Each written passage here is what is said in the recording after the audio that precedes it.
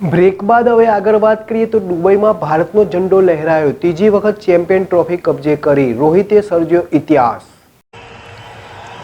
ક્રિકેટમાં ટીમ ઇન્ડિયાએ દુબઈમાં આંતરરાષ્ટ્રીય ક્રિકેટ સ્ટેડિયમમાં રમાયેલી ફાઇનલ મેચમાં ન્યૂઝીલેન્ડને 4 વિકેટે હરાવીને ત્રીજી વખત આઈસીસી ચેમ્પિયન્સ ટ્રોફી જીતીને ભવ્ય રેકોર્ડ સર્જ્યો।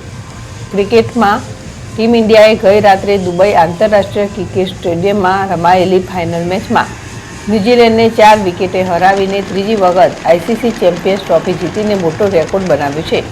ભારતે 252 રનના લક્ષ્યાંકને 1 ઓવર બાકી રહેતા હાંસલ કરી લીધો હતો। રોહિત શર્માને મેન ઓફ ધ મેચ, જ્યારે ન્યૂઝીલેન્ડના સચિન રવિન્દ્રને મેન ઓફ ધ સિરીઝ જાહેર કરવામાં આવ્યો હતો। રાષ્ટ્રપતિ દ્રૌપદી મુર્મુ, પ્રધાનમંત્રી નરેન્દ્ર મોદી સહિત દિગ્ગજોએ ભારતની ટીમને શુભકામના પાઠવી। ભારતની જીત સાથે દેશભરમાં ખુશીનો માહોલ જોવા મળ્યો હતો। લોકોએ ફટાકડા ફોડી આતશબાજી સાથે ટીમ ઇન્ડિયાની જીતને વધાવી હતી। રોહિત શર્માનું કેપ્ટન તરીકે આ બીજું આઈસીસી ટાઇટલ છે। આ જીત સાથે તેઓ બીજા સૌથી સફળ ભારતીય કેપ્ટન બની ગયા છે। રોહિત શર્મા આંતરરાષ્ટ્રીય ક્રિકેટમાં તમામ 4 મોટી આઈસીસી ટુર્નામેન્ટ્સની ફાઇનલમાં પોતાની ટીમનું નેતૃત્વ કરનાર પ્રથમ કેપ્ટન બન્યો છે।